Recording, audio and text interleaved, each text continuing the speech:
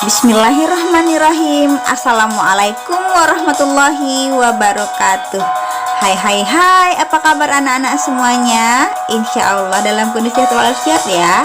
Dan hari ini ketemu lagi dengan Ustazah Elisa, membahas tentang senjata dan pakaian tradisional Indonesia. Sebagai bangsa yang terdiri dari berbagai macam suku, Indonesia memiliki banyak sekali ciri khas, mulai dari makanan hingga senjata tradisional. Nah, di zamannya senjata itu populer sekali ya, dan menjadi beberapa khas Indonesia. Nah, berikut ini akan saya sampaikan tentang senjata dan pakaian tradisional Indonesia. Oke, ada dua tujuan kita loh pada pembelajaran kita kali ini. Pembelajaran yang pertama, anak-anak dapat mengetahui bentuk keragaman senjata tradisional Indonesia. Nah, tapi nggak semuanya ya, ini hanya sebagai perwakilan saja. Dan kemudian tujuan yang kedua adalah anak-anak dapat mengetahui bentuk keragaman pakaian adat tradisional Indonesia. Yuk kita bahas satu persatu ya.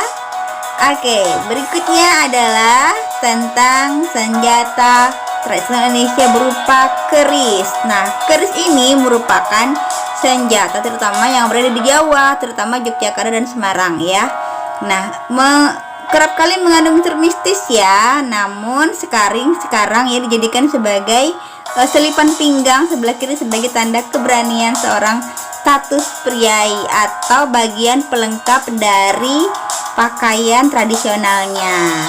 Dan kemudian yang kedua adalah adang mandau Kalimantan. Nah, senjata tradisional suku Dayak ini lebih mirip seperti pedang karena bentuknya lumayan panjang.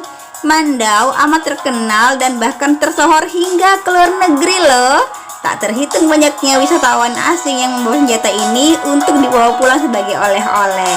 Dan yang berikutnya adalah rencong dari Aceh. Nah, ini merupakan mirip pisau ya, karena cukup pendek. Rencong ini cukup populer di Indonesia karena bentuknya unik.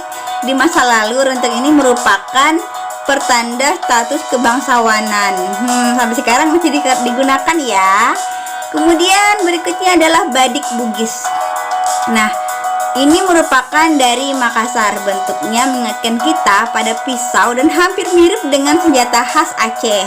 Nah, badik memiliki senjata panjang ya sejak dimulai zaman kerajaan Sulawesi dan sudah lama digunakan sebagai alat membela diri dan jadi pertarungan antar individu atau kelompok.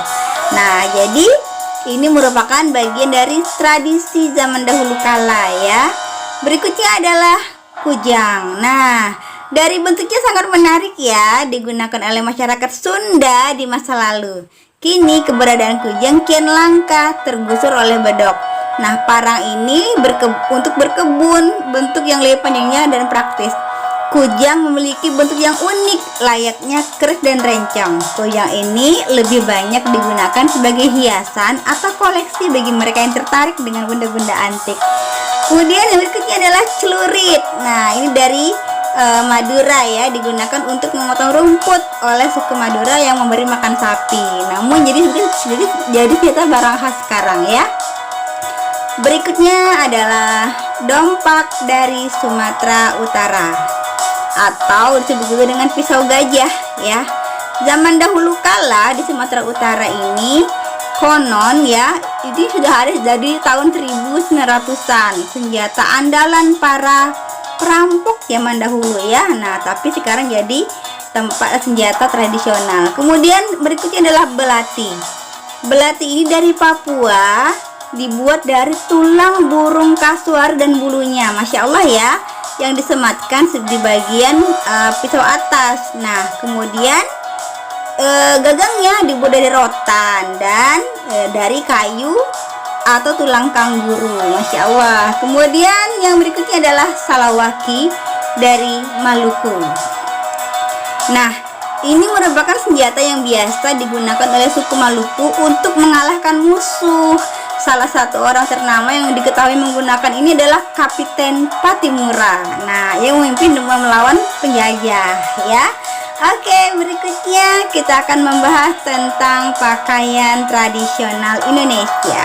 Pakaian yang akan kita bahas pertama adalah ule balang yang berasal dari Nangro Aceh Darussalam. Ini merupakan pakaian yang digunakan oleh keluarga raja zaman dahulu kala. Namun lambat laun busana ini dijadikan sebagai pakaian adat tradisional Aceh.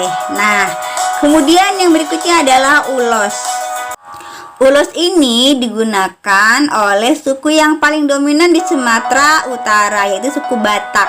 Nah, motifnya khas yaitu gorga. Bagi masyarakat suku Batak ini digunakan sebagai selempang baju. Kemudian yang berikutnya adalah bunda kanduang. Ini berasal dari Sumatera Barat ya. Baju ini merupakan bagian dari celana panjang atasan berupa teluk belanga serta penutup kepala atau peci untuk pria. Sedangkan wanita menggunakan sarung panjang, pakaian panjang dan dililitkan ke kepala. Nah, berikutnya adalah kita akan membahas pakaian tradisional yang berasal dari Jawa, yaitu yang pertama dari Jakarta, namanya pakaian adat Betawi. Ciri khasnya adalah berupa kebaya encim berwarna terang bagi wanita, sedangkan pria identik dengan memakai jas hitam dan kain batik sebagai bawahan yang dililitkan ke bagian pinggang.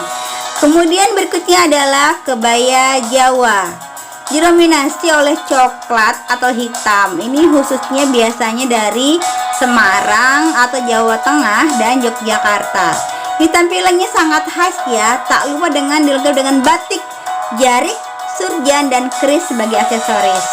Kemudian berikutnya adalah pakaian adat Jawa Timur, pesaan ya, merupakan khas Jawa Timur yang berwarna corak bergaris hitam, putih dan merah, digunakan sebagai acara adat pernikahan ataupun acara-acara penting lainnya. Berikutnya adalah amarasi dari Nusa Tenggara Timur. Ini pakaian ini merupakan gabungan dari berbagai macam suku ya, terdiri dari topi, kemudian ada juga dengan selendang tenunnya ya. Ini topinya sangat unik, terbuat dari daun lontar dan berbentuk khas seperti Meksiko ya. Kemudian ada ikat kepala untuk yang wanita. Dan berikutnya ada juga susunan berupa kebaya atau kemban hiasan kepala yang berbentuk bulan sabit. Kemudian pakaian dari Kalimantan Barat, Baba, King Baba dan bibinya ya, dari daya Kalimantan Barat. Bentuknya seperti rompi dengan kain khas dari kulit kayu kapau yang dihiasi oleh manik-manik berwarna jingga ataupun merah ya, sama juga dengan untuk yang wanitanya. Berikutnya adalah telok belanga. Umumnya busana ini digunakan oleh suku Melayu baik dari Sumatera maupun Kalimantan. Yang laki-laki namanya teluk belanga dan untuk yang wanita namanya kebaya panjang atau disebut dengan baju kurung. Dan berikutnya adalah tentang pakaian tradisional dari daerah timur nih, namanya celek dari Maluku. Didominasi warna merah dan putih, motif khasnya yaitu garis-garis geometrik dan dipakai saat upacara adat. Bawahnya masyarakat Maluku biasanya menggunakan sarung dengan warna dan motif tak jauh dari berbeda dengan atasannya. Berikutnya adalah pakaian adat dari Sulawesi Selatan, yaitu baju bodo. Nah, ini merupakan pakaian tradisional perempuan suku Bugis dari Provinsi Sulawesi Selatan. Ciri khasnya yaitu berbahan organza dengan potongan sederhana dan berlengan pendek. Hanya saja baju adat ini memiliki warna dan corak mencolok dan memiliki kalung sebagai aksesoris ya. Terakhir adalah baju berasal pakaian adat dari Papua ya, namanya koteka. Tidak menggunakan busana karena hanya mengikuti bagian-bagian tertentu saja untuk laki-lakinya. Dan anak-anak, dalam surah Al-A'raf ayat 26 dikatakan bahwa wahai anak Adam, cucu Adam, ya sesungguhnya kami telah menyediakan pakaian untuk menutupi auratmu dan untuk perhiasan bagimu, tetapi pakaian takwa adalah yang paling baik bagimu. Demikianlah tanda-tanda kekuasaan Allah, mudah-mudahan mereka mengingatnya. Dan ini diajarin kepada kita adalah bagaimanapun indahnya bentuk pakaian tradisional kita ya, tetap menghargainya, tetap kita lestarikan, namun tidak merubah hukum kita sebagai masyarakat muslim menggunakan pakaian yang menutup syar'i, menutup aurat ya, bagi perempuan dan maupun bagi laki-laki. Nah, yuk anak-anak resmikan atau lestarikan pakaian daerah kita yang disesuaikan dengan syariat keislaman. Semangat berjuang ya. Mudah-mudahan tetap bersemangat mencintai Indonesia dengan kaya budaya. Jazakumullah khairan katsiran. Semoga bermanfaat bagi semuanya. Bertemu lagi dengan pembelajaran berikutnya. Wallahu a'lam bishawab. Wassalamualaikum warahmatullahi wabarakatuh.